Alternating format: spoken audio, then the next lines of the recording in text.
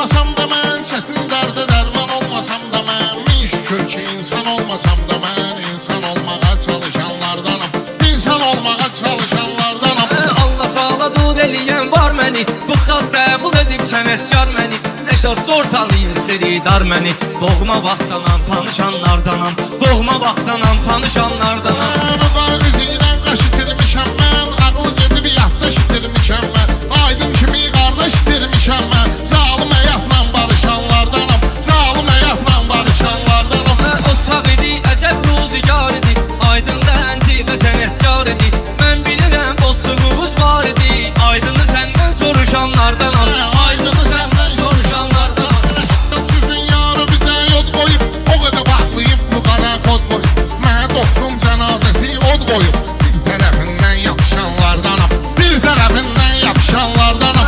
Mənim sinəm söz dolu yar markadır, şair odur sözdə vışı markadır, bu Rəşad xas gedib afşar qadır, qoyun itiyəm mən qapışanlardanam, qoyun itiyəm mən qapışanlardanam.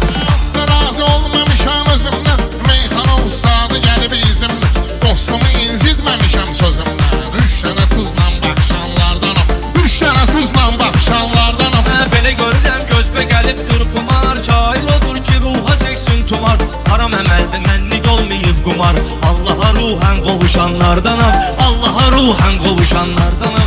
Qılın zalmısan, qılın görmüsənsən, yuvar harda qırığını görmüsənsən, uzağı Rəşadı aydını görmüsənsən, mən ağa Səlimlə yazışanlardanam, mən ağa Səlimlə yazışanlardanam. Düzdür Məşəd babanı aydını gördüm, sənətdə mən xeyli qırğını gördüm, basıb kəsməyirəm onu bunu gördüm, ramkama normal sığışanlardanam, ramkama normal sığışanlardanam.